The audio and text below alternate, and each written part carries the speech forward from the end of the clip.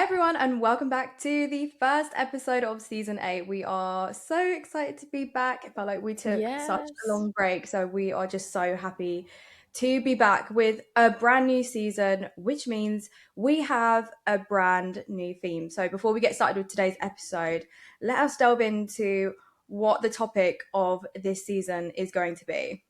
Yeah, 100%. So this season is actually a really exciting topic. So we're basically asking, what if the biggest what ifs actually happen? So this season we're diving into the science behind humanity's most unsettling, exciting and existential questions. So we're talking black holes, AI takeovers, future pandemics, alien life, curing all diseasing, preventing aging, conscious machines, and more. So it's covering like all of these crazy existential questions that everyone has all the time. We literally ask these questions in practically every episode, and we love a little philosophical question on We So do. Culture podcast. So we actually thought that we would dedicate a whole season to like the what if questions. Yeah, so if you can't guess it already, this season is called What If? Yeah. And on top of that, we actually also very excitingly have finally launched our first official website. So you can now head over Yay. to socultured.com where you can find all of our information, all of our episodes about us, all in one place. And also, that is going to be where you guys can now submit your laboratory if you ever want to do so, rather than our old BTEC Google form. We now have an official website, which is so exciting. But probably more exciting, we now have our merch available on our website. You guys have been asking us for merch for so long. We promised you in last season that we would bring it for season 8. And that is why there's been a slight delay in getting season 8 out, because we have behind the scenes been organizing the website, been organizing the merch. We have some really exciting new colorways for our hoodies, our t-shirts, and then we are also selling our mug because you guys love the mug, and then also some really cute stickers. And I love our stickers. I've literally stuck them everywhere. I had to stop myself from sticking it on my car, Taz, because I was like, this is the brand new car, don't be putting it on there. But Oh, they're you've just got so to rep cute. So Cultured podcasts everywhere. So I wouldn't blame you if you wanted to put it on your car. But they're honestly perfect for putting things like on your little lab book, on your laptop, even on your phone case. They're so cute. But also, what excites me even more is the fact that we now have this hoodie in a really cute pink color. So we're going to try and feature that throughout this season as well, just in case you guys are interested in to know what our merch is like. So you might see us dropping our merch into every episode just so you can see what you're buying. So yeah, we are so excited, guys, 100%. because this is something Yay. that you've asked us for since we started the podcast and since we started showcasing our merch. So we're so glad that we can put that out there now. So if you are 100%. interested, it's all on our brand new website. Yay. And if you guys get anything, then make sure you tag us on social media, pictures of you guys wearing it, or let us know where you pick your stickers. You can follow us on Instagram and TikTok at So Culture Podcast, because we want to see all of the cute merch. We do. And of course, every season we introduce a new laboratory segment. So for season 8, we've actually got one which I think is really fun and exciting, Mhm. and it is called Peer Review This Take. So you, the listeners, will submit your hottest, worst, or most cursed science/tech opinions, and we will decide, are they valid, are they unhinged, or do they need major revisions? I'm So so that is excited for the this. brand new laboratory, and it will be kicking off in today's episode. So we are super Yay. excited about that. Yeah, I can't wait. I feel like they're going to submit some unhinged stuff. I already know that some of it is going to need some major revisions, so Yeah. I am very excited. Anyway, that was a lot of information, but we are about to throw a lot more information at you because we are going to get started with our first topic of season 8. So let's get into today's episode. Welcome to the So Cultured podcast, where we explore science and tech unfiltered. We're your hosts, Liv and Taz, two girls who love STEM and spilling the tea. Each season, we take on a new theme, whether it's busting conspiracy theories, celebrating women in STEM, or breaking down the science in your favourite sci-fi films. And of course, in every episode, we spill the laboratory, where we share your wildest stories from the world of science. Let's get into this week's episode of So Cultured. What if you fell into a black hole? Imagine drifting silently through the vacuum of space when something invisible begins to pull at you. At first, it's subtle, almost unnoticeable. Then, without warning, the force intensifies. Stars ahead of you bend and smear into arcs of light. The universe itself seems to distort. You are no longer moving through space. Space is moving around you. Time begins to slip, and to an outside observer, your fall slows, stretching into an endless approach. But for you, everything feels normal, at least for the moment. You are falling into a black hole, one of the most extreme and mysterious objects in the universe. At their edge lies a boundary known as the event horizon, a point of no return, where not even light can escape. But what actually happens if you cross it? Do you vanish instantly, crushed into nothing? Do you stretch endlessly in a process scientists called spaghettification? Or could the story be far stranger than we ever imagined? Oh my gosh, I'm so excited for this episode. There's something about black holes that just gets me so excited. I just love it. But every time we do an episode, because this is not the first time we've done an episode covering astrophysics, space topics, black holes, wormholes, every single time I just think we are really pushing the depths of our, and when I say our, I mean yours and mine. We are really pushing the depths of our scientific knowledge and understanding with this topic. But let's go from the beginning. I know we said we've done episodes on black holes before, but for any of our listeners who may have forgot or they haven't tuned into those episodes, let's start with what is a black hole exactly. Yeah, 100%. This is really stretching the depths of my scientific knowledge, but just so you guys know, I have done my research on this. I even attended one of Brian Cox's talks about black holes and parallel universes, and I've definitely used him as a main resource for communicating all of this to you today. So obviously, I'm sure a lot of our listeners, if not all of our listeners, have heard of Brian Cox, but if not, if you are interested in black holes and everything space and parallel universes, please go check out his stuff. If you haven't already, he's honestly so amazing. And anything that we do today probably won't come close to his explanations, but I will definitely give it my best shot.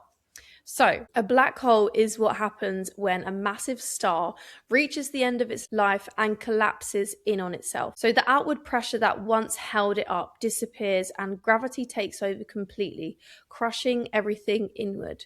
So to picture it, take a star like our sun and imagine compressing it smaller and smaller, denser and denser, and keep going until all of that mass is squeezed into a sphere just a few kilometers across. Now, when matter is packed that tightly, gravity at the surface becomes unbelievably strong, and there is a point where the gravity becomes so extreme that the speed needed to escape it, which is what scientists call escape velocity, it becomes greater than the speed of light itself. And since nothing can travel faster than the speed of light, nothing can escape, and that is essentially a black hole. It's a region of space where gravity is so powerful that everything that crosses its boundary is trapped forever, and that boundary is known as the event horizon. Cross it, there's literally no coming back, supposedly.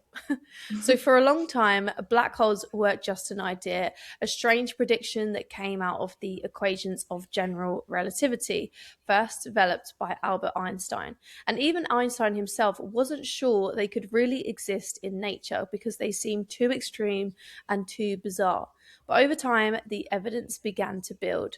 Astronomers started observing stars moving in ways that didn't make sense, so they orbited something invisible but incredibly massive. Gas clouds heating up and swirling at an enormous speed around what looked like empty space, and entire regions where gravity was clearly present but nothing could be seen.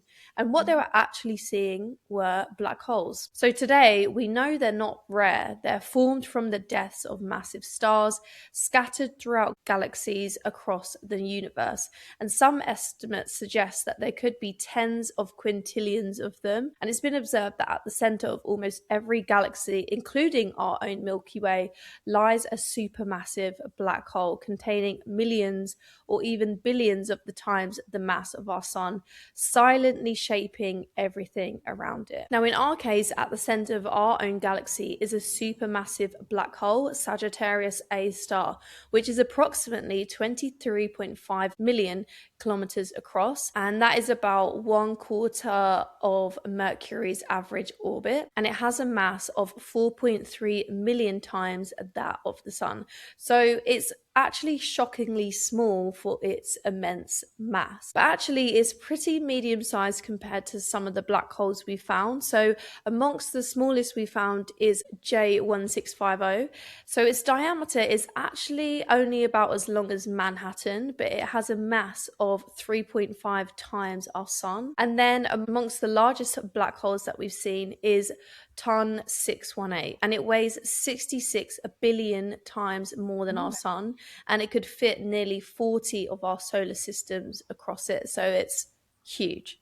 That is crazy. But I want to go back to Sagittarius A star because what's exciting is that we actually have a picture of it, and this was captured by the Event Horizon Telescope collaboration. And in this picture, you can kind of see the black hole in the center and what's called accretion disk on the outside. So it's kind of crazy that we can see these things literally in space. Yeah, that is absolutely mental. I don't know why it's making me think of the Interstellar episode where we were talking about how they got a physicist on board, didn't they, to help them with the movie. Do you know what? This is going to sound really dumb, but I did not even know that I didn't know about Sagittarius A plus, did you say? A I star. did A star. I did not even know about that. I've literally never heard of it. But one thing I have heard of that you just mentioned was the accretion disk. But I can't for the life of me remember exactly what it is. So can you remind us what an accretion disk is? So accretion disk is basically the bright glowing ring of material that forms around a black hole, despite the fact that the black hole itself doesn't emit any light. So you've got to imagine like gas, dust, and matter getting pulled towards this incredibly dense object. So they don't just fall straight in. Instead, they begin to spiral, caught in orbit by the black hole's immense gravity, and that kind of forms a rapidly spinning disk around it. And as this material whips around faster and faster, it begins to collide, compress, and heat up to really extreme temperatures into kind of like a glowing, swirling ring. And that's what we call the accretion disk. And it's actually one of the main ways that we know black holes exist. So we can't see the black hole itself, but we can see this brilliant disk of superheated matter shining around it. And actually, something that happens as part of the black hole is because its gravity is so powerful, it doesn't just pull in matter, it bends light itself. So light coming from the back of the disk can be warped around the black hole and redirected towards us. So when we look at it, we're not just looking at the front of the disk, we're also seeing the light from behind it, curved over the top and underneath. And that is kind of the classic picture that you see in Interstellar of the black hole, where the accretion disk kind of, you can see it in front of the black hole horizontally, and it also warps round the top of the black hole as well because the light is being bent from behind. So what should look like a flat ring becomes a lot more distorted, a warped kind of halo structure, which is shaped by the gravity itself. Oh my God, yeah, it's all coming back to me literally as I'm hearing you talk about it. Do you know what I can't help but think though? So obviously today's topic is all about like if we were to fall into this black hole. Earlier you mentioned spaghettification, which I hope we're going to come back to at some point. If not, we need to talk about it because yeah, that's a very interesting concept. But as you were talking about the accretion disk, all I can think is, would we like I don't know, like with the stuff in the accretion disk, like would we bump into it? I don't know, like would it must give us some problems somehow or stop us Yeah. falling straight into that black hole. No, 100%, you're absolutely correct. So the biggest danger in this scenario wouldn't really be the black hole itself, it would be literally everything around it. So the accretion disk is a really violent place. It's filled with superheated gas and debris moving at like crazy speeds. So you would be bombarded, torn apart by radiation and collisions probably long before you ever reach the edge of the black hole. But imagine like somehow you are protected. Let's say you've got this crazy spacesuit that shields you from everything. So Okay. something really strange begins to happen on our journey of falling into or towards a black hole. Because as you fall or move towards the black hole, there are now two completely different versions of it. Your perspective and the outside perspective, so aka outside the black hole. If you were in, say, if you were falling towards the black hole and I was in a spaceship observing you go towards it, we're talking Yeah. about those two different perspectives here. Okay. Yeah. So from your perspective, everything feels completely normal. You're falling or accelerating towards the black hole, moving closer and closer, and your watch ticks away as it always has. Time feels steady. But to someone watching from far away, the story looks completely different. So if I'm observing you from a distance, I would see your descent begin to slow, not because you're actually slowing down, but because time itself is behaving completely differently near the black hole. So every movement that you would make would stretch out as if you're moving through really thick Oh my syrup. God. And then as you approach the black hole, or what scientists call the event horizon, which I mentioned earlier, something really astonishing happens. So to the person observing, so me in this case, from a distance, you will never actually cross it. So that What? boundary, the event horizon, marks the point where not even light can escape. And as you get closer, the light leaving you has a harder and harder time climbing back out of the hole's gravity. So essentially it becomes really stretched and shifts towards the red end of the spectrum. So it grows dimmer and dimmer. So to me, you kind of freeze at the edge and you fade, but it's more of a concept of you getting redder and redder. So from my perspective, you're still there, you're suspended at the threshold, never quite falling in, but getting kind of like dimmer and redder over time. But for you, inside your spacesuit, there's no such moment, there's no dramatic pause, there's no visible line in space. You just simply continue forward and past the event horizon without even noticing it. And once you do, there's literally no turning back. We're now past the event horizon. But all of this happens essentially because the force of gravity is just so strong, and that is the effect that it has. This is insane. And I'm just thinking, like, how the hell do we know this? Like, who's figured this out?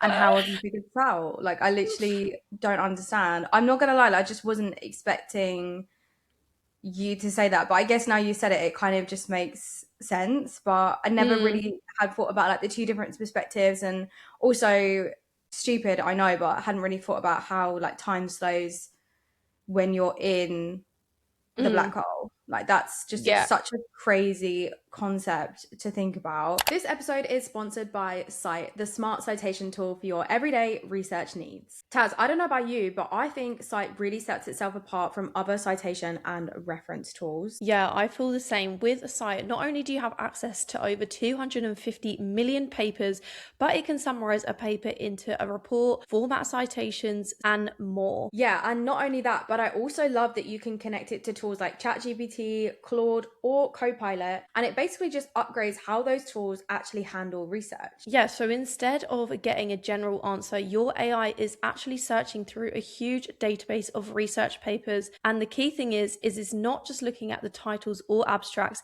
it's searching inside the full text. Honestly, it's such a slay because it just makes such a big difference, because a lot of important details don't really show up in abstracts, and I feel like most tools just miss that completely. On top of that is the smart citations feature, which I think is one of the most useful features because it doesn't just show how many times a paper's been cited, it also shows how it's been cited. Yeah, you can see whether other researchers have supported the findings, contradicted them, or whether they've just mentioned them. So it gives you a much clearer picture of what other experts in the field feel about it. It also helps with access. So if a paper is available to you, Cite will help you get the full text. So if you want to try it, you can head to cite.ai, or you can find the link in today's episode or video description. Setup only takes a minute, and you can use the code on screen now for money off. And thank you so much to Cite for sponsoring today's episode. But for now, let's get back into it. So in reality then, what I'm getting is that like if we were to fall into a black hole, we probably wouldn't survive, right? But let's say that we did, and we've gone past the event horizon and we are in the black hole. What the hell happens then? Is this where we're going to get to talking about spaghettification? Yeah, exactly. Obviously, we actually have no idea what would happen to you as a being once you pass the event horizon. But I do think it's fairly safe to assume that, I don't know, you would probably cease to exist. That's my takings away from this, so. But we don't actually know. We don't actually know. Right. Yeah. So, okay, so as we pass the event horizon, let's say we're alive and we're conscious and we know what's going on. We are going to begin to feel strange because gravity is increasing faster and faster. And when you pass this event horizon, gravity is so strong and it's pulling you inward faster and faster. But the key difference here is that this pull is no longer uniform. So space-time is being distorted and warped so much that it's uneven across your body. So you're being stretched in one direction and compressed in another. So say you enter the black hole feet first. At this point, the force of gravity on your feet will be much higher than the gravity on your head, which is why it's being warped and distorted. Oh my gosh. And so that is a process that scientists then like to refer to as spaghettification, because as you fall deeper, these effects grow rapidly. They become more and more intense the closer and closer you get to the center. So your body essentially will begin to elongate, pulled into a long, thinning strand, and the forces holding you together, like the electromagnetic bonds between atoms, they begin to break, and you are no longer a solid object. Because even atoms are pulled apart as you get closer and closer to the center. And then particles inside those atoms begin to separate. Electrons are stripped away. Protons and neutrons are torn from each other. Even the quarks inside those particles, the fundamental building blocks of matter, are no longer held together.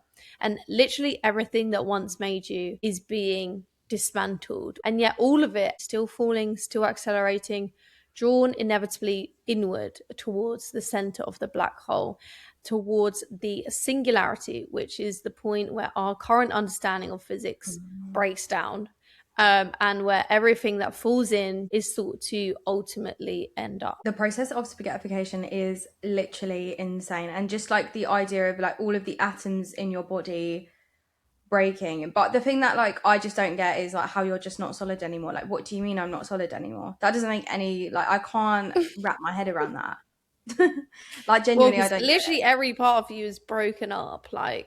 But then I'm not like a liquid or a gas because like my atoms aren't together anymore. So what am I? I don't know. Matter, just matter, that's what you are. I'm just spaghetti. I'm not even spaghetti because spaghetti is solid.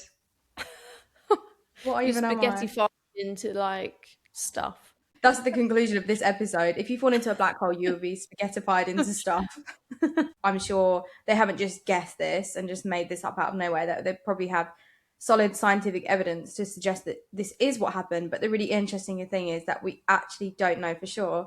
And let's be honest, we're probably never going to know, because even if we throw someone into a black hole, we're never going to know what happened to them. Do you know what I mean? Even if we chuck them in with a camera, the camera is going to be spaghettified as well, maybe. I don't know.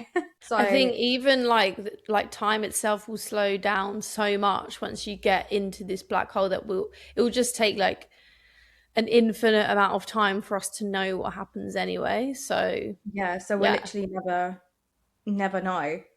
It's so interesting. But you mentioned the singularity. What is the singularity? Is that like the end point of like a black hole, or? Yeah, I mean, to be honest, this really goes beyond the scope of my understanding. Gosh. The important thing to remember about a singularity is that it's not really this point of infinitely dense matter. It's the complete distortion of space-time.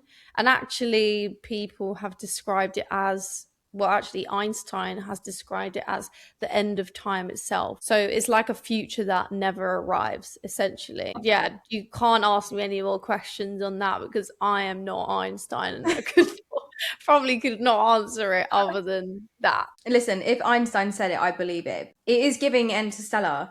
Do you know what I mean? It's just reminding me of Interstellar. So, like, if it's the end of space time, oh, I don't know. Like, if it's the end of time, all right, let's say for argument's sake, we make it past the event horizon. We get spaghettified, but somehow we stay alive.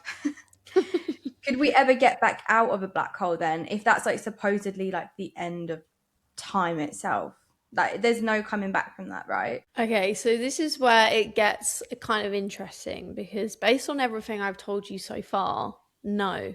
Because according to Einstein's theory, we've been ripped apart and, like you say, reached the end of time itself. But in the 1970s, Stephen Hawking discovered, in his own words, that black holes ain't so black and that they aren't this abyss of nothingness that lasts forever. Why is Stephen Hawking using the word ain't so funny? I actually don't know, because is he from the ends? I don't think so. Maybe he is. You never know. He ain't from South East London, you get me? But I like it. That's what we need in science. Ain't. Yeah. Ain't.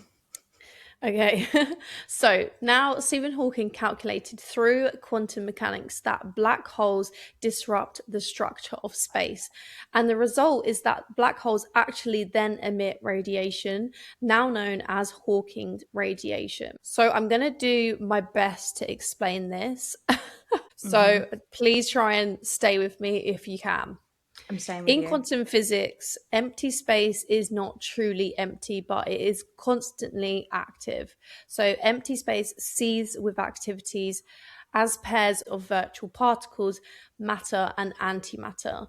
And they spontaneously appear and then annihilate each other, briefly borrowing energy from the vacuum itself, like the vacuum of space. And that's generally how we explain phenomena that happens in physics. Okay. Now, normally this happens unnoticed, but near a black hole, the process can be disrupted. So sometimes these particles are swallowed by the event horizon, whilst the other escapes into space, taking energy with it. So that energy cannot come from nothing. So the black hole itself pays the price by slowly losing mass. And this is a simplified way to picture the process.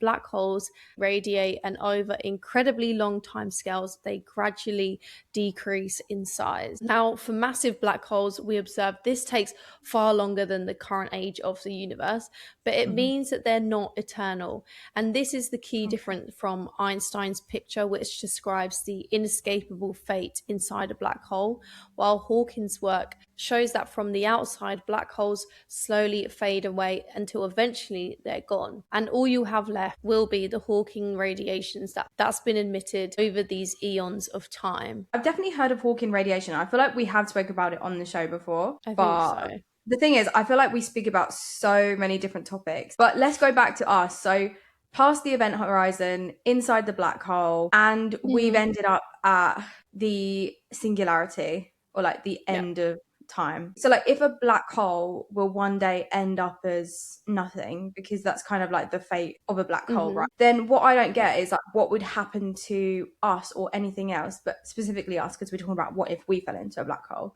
and by some miracle survived all of the other things that we've just spoke about. What actually happens? What would happen to you inside the black hole when it eventually just like, you know, goes to nothing? Well, that, Liv, is the age-old question that is still like being answered. The question's not really been completely understood, and it's literally at the forefront of current research and like quantum mechanics and stuff.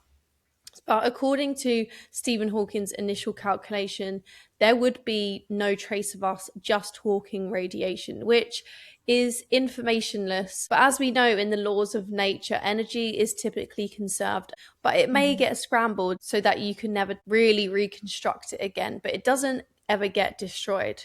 So Stephen Hawking's initial calculation doesn't make too much sense because it doesn't essentially give us enough information about what's entered the black hole. So in 2019, a series of papers were published, and those papers suggest that Stephen missed a bit in his calculation. So it turns out that the radiation is not informationless. At the end of the process, all the information about everything that fell is actually imprinted in the radiation as you would normally expect. I don't get it though. Like, what can you gain from the radiation? Like, how does it come out from us going in? Honestly, it's actually like mind-boggling stuff, and we're really getting to the point of like theoretical physics, but where not actually everyone agrees. So I just have to put that out there. It's not like widely agreed upon what I'm about to touch on, but I like it. So you'll have to take my answer with a pinch of salt, being a biologist and all, but here is my understanding of the radiation and stuff like that. Okay. So when we start to combine Einstein's picture of falling into a black hole with Hawking's discovery that the black holes eventually radiate away, we run into a really deep question of what actually happens to the information about everything that falls in. Like, what happens to us when we fall in?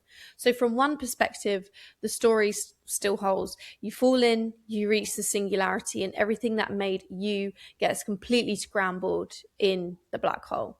But from another perspective, the same information cannot simply disappear because quantum mechanics does not allow information to be destroyed. So somehow it must come back out. Now, one way to picture this is crazy, but it makes the most sense in my biologist mind.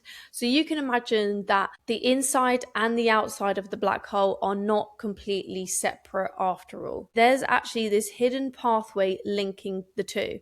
And in this picture, the information that falls into the black hole does not vanish, but instead it finds its way back out, encoded in what we know as Hawking radiation, which slowly escapes over time. So the speculative idea that tries to make sense of this is known as ER equals EPR, and it basically connects two earlier ideas from physics.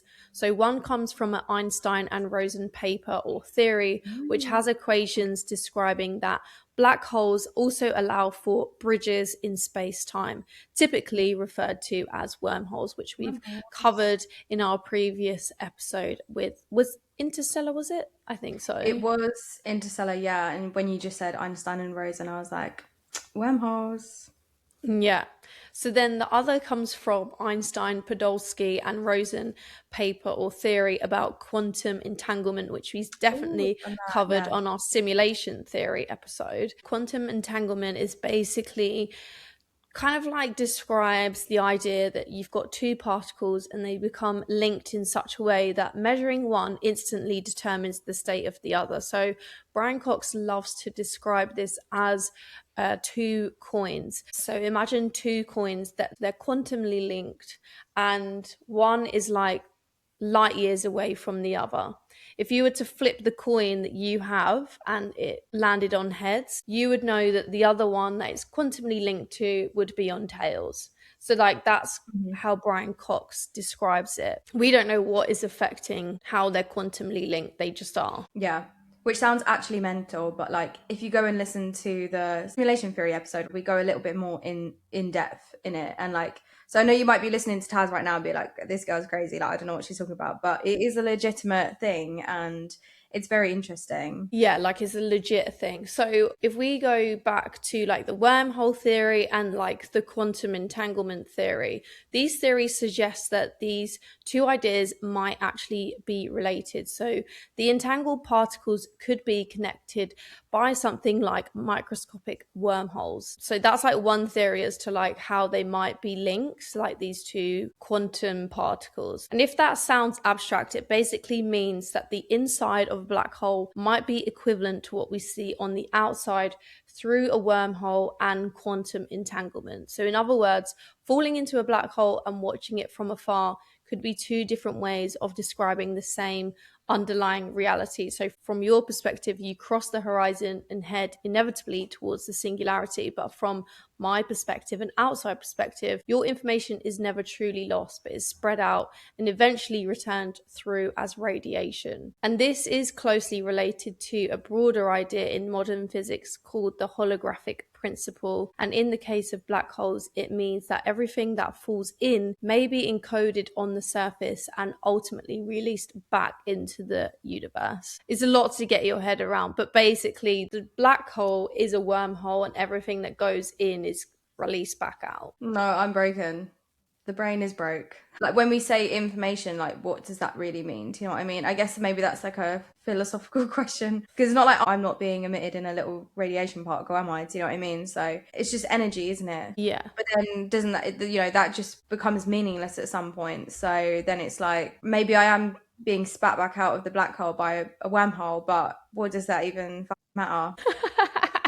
We don't know what it actually means. Like, we don't know what it means to like. Well, this is what I'm saying. I'm sorry if there's any physicists. I think you guys are actually the cleverest people on this earth, genuinely. Oh, I know. Like, my energy spat out by a radiation particle, but like, so what? I died anyway. Do you know what I mean? Well, the thing is that the whole like quantum entanglement and wormhole theory, right, is that you might actually not even like enter the black hole at all, but you might just like cross this like barrier and enter a completely alternate universe. You've traveled there via a wormhole, which is the black hole. Yeah, but when I get to the other place, I'm probably gonna die anyway.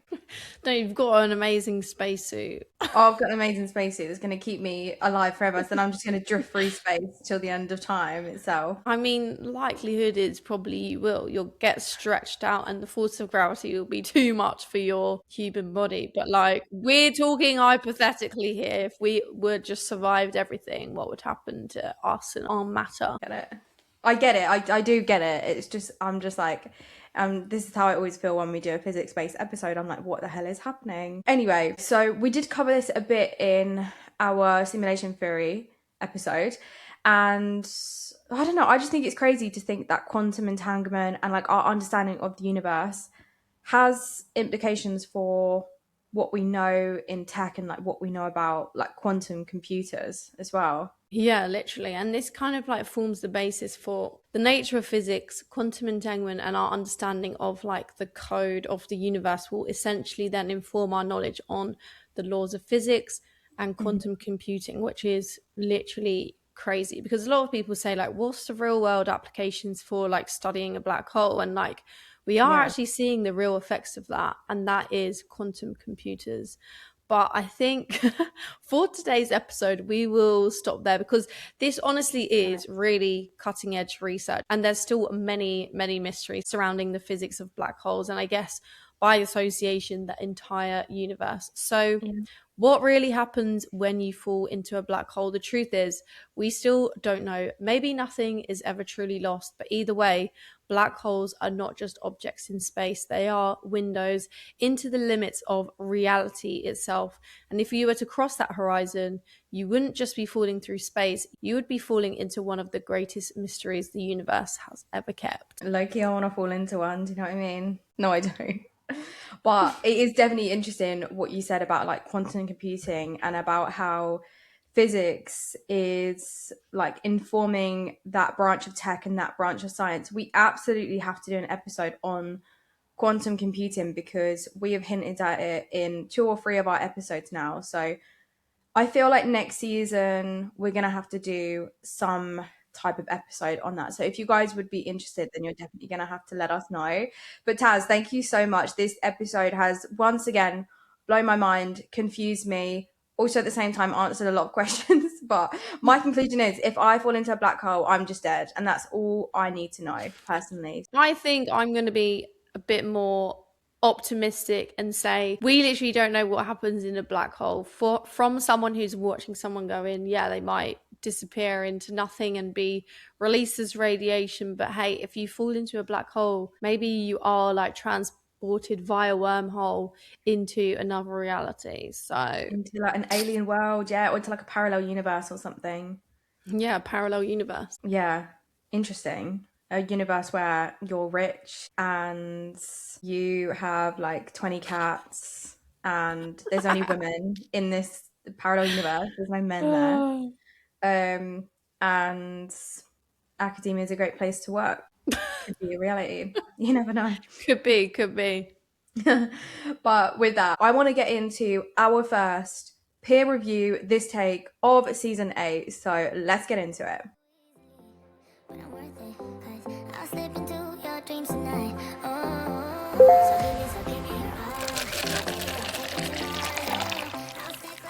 Okay, welcome to our brand new laboratory segment. Now, this segment is called Peer Review This Take. So let us explain how this is going to work. So you guys have submitted your hot takes that are related to tech, science, working in academia, working in industry, just anything that you think is a hot take. And then me and Taz are going to peer review it. We're going to tell you whether we agree with it, whether we think it needs minor revisions, major revisions, or whether it is a straight up rejection.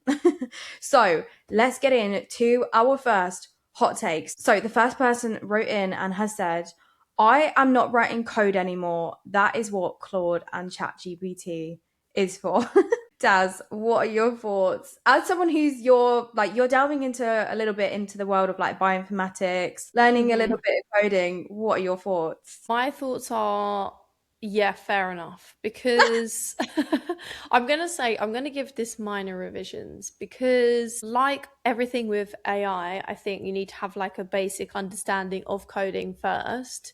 But what I would say is it is really good. Like I as agree. someone but- learning it, it exceeds my expectations so much. I mean, obviously there's an element of like it can't figure like literally everything out for you.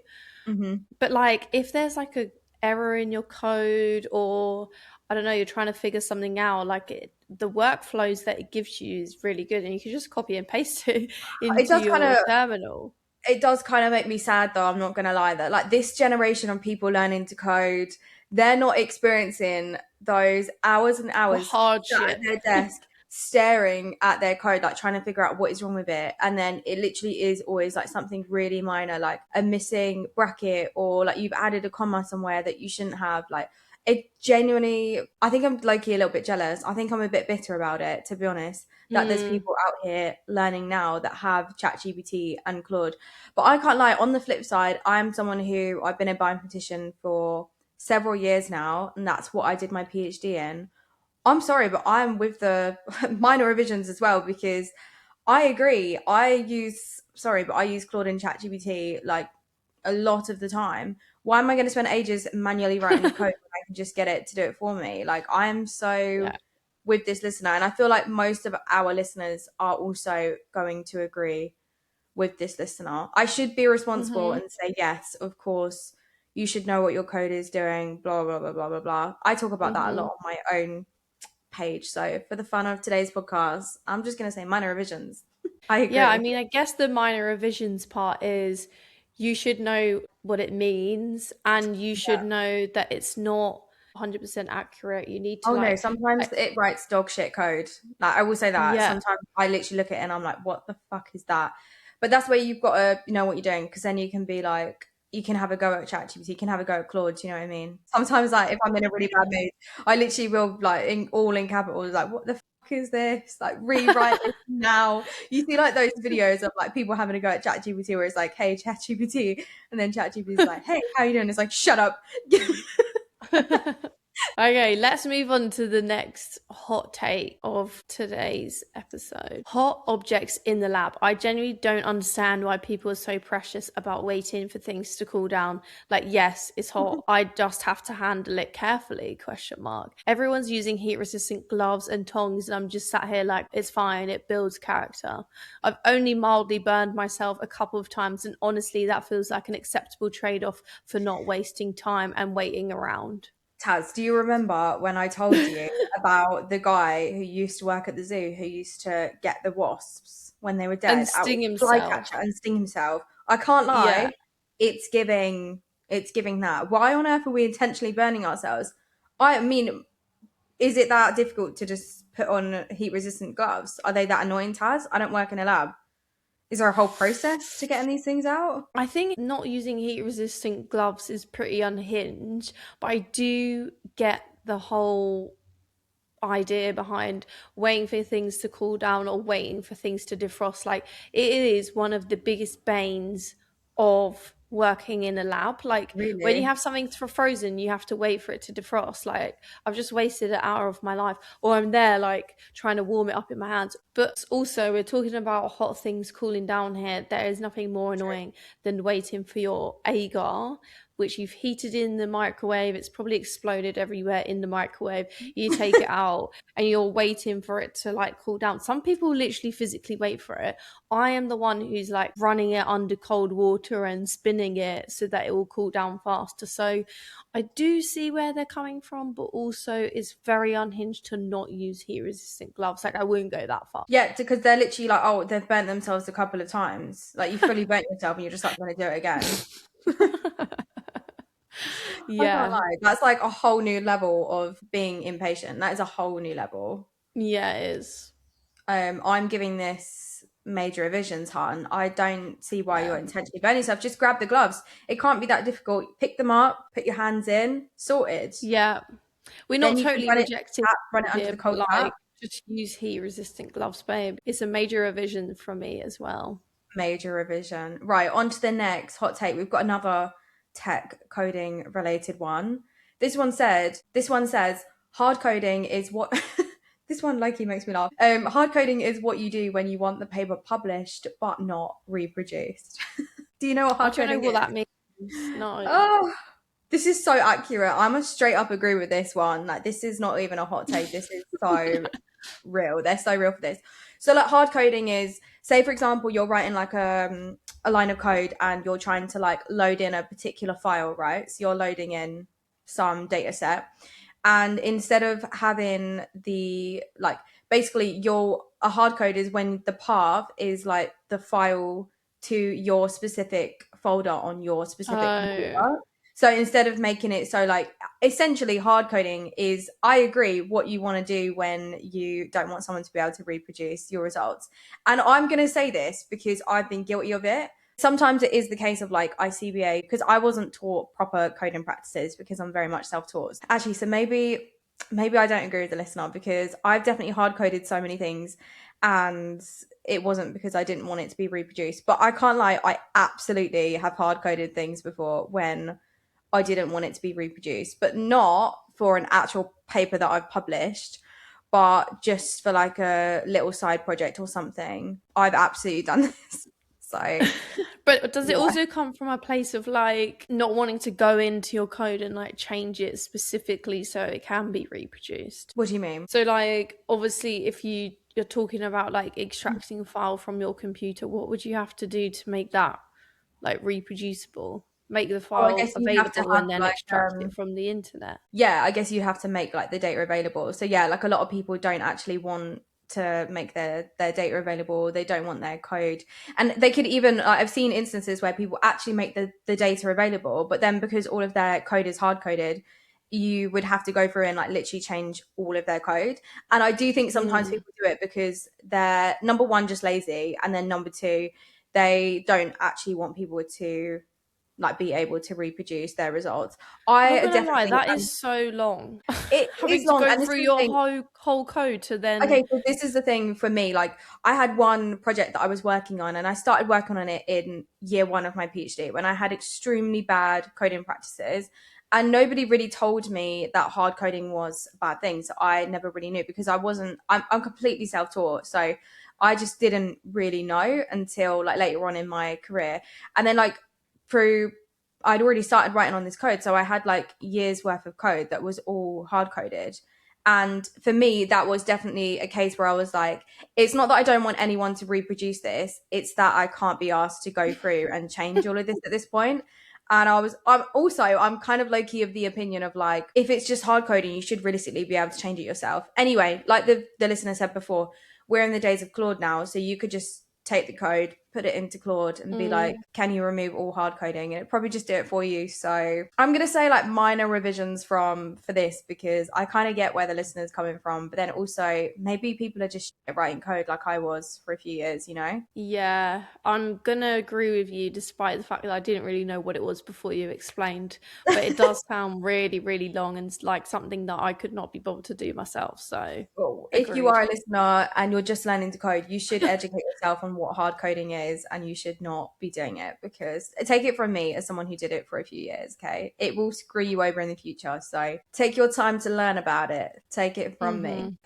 Okay, we have one more kind of general work hot take. So it says, this is one my entire lab generally disagrees with. I do my best thinking right before a deadline. So yes, I intentionally leave things until the last minute. It's not procrastination. If I start too early, I overthink everything and get nowhere. If I start late, suddenly I'm efficient, decisive, and unstoppable. Who the hell is this? Is this me in a parallel universe who wrote this in? Because this is me all over. I say this all the time. Same. Listen, diamonds are made under pressure. I am such a last minute girly, but I 100% agree with the listener. Not because I'm procrastinating. That's what I tell myself anyway. But I'm the same. If I know I've got ages to work on something, there's no creativity in my brain. No thoughts flowing. Just empty head. Yeah, So I do agree with this, but the listener is kind of saying like they do it on purpose, whereas mine is very much not on purpose. Mine is like everything is done before the deadline because I leave it to the last minute because, yeah, I obviously know that I work my most efficient at the end, but it's not always on purpose.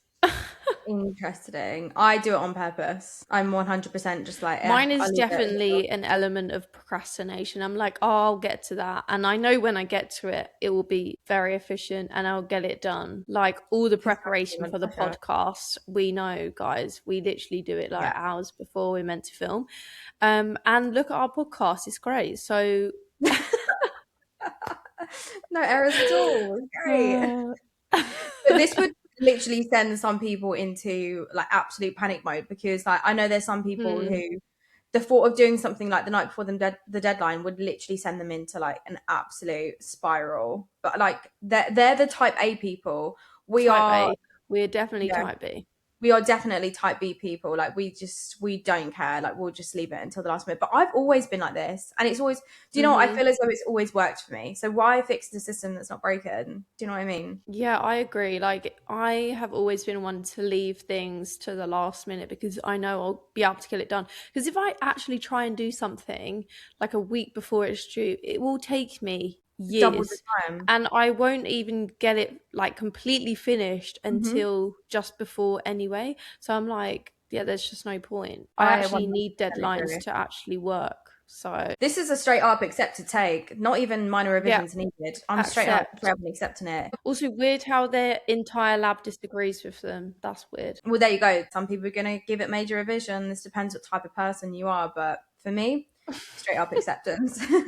Anyway, guys, if you want to submit your hot takes related to academia, STEM, tech, just a general hot take, then make sure that you guys are following us on Instagram, because we will be putting out a little question box where you can submit your hot takes. Or if you miss that, feel free to just DM us on Instagram or TikTok, where we will pick up your hot take and we will peer review it in another episode. But for now, that rounds up our first episode of What If Season 8. We hope you guys enjoyed it. We cannot wait to see what other questions or what other what if questions we tackle on this season. I know we have so many fun what if questions lined up, so we are so excited. And also, here's your reminder, we have done this for 2 seasons now, so we should all be up to date, but we will have 10 episodes in this season, so we have another 9 what if questions to tackle. If there's anything you are particularly keen on us covering in the season, again, make sure you DM us on Instagram. And if you have a laboratory story to submit for the season, don't forget, we have our brand new website, socultured.com, where you can submit your story and where you can also buy your So Cultured merch, which we're so excited about. But with that, we will see you guys back here, same time next week. Bye, everyone. Bye.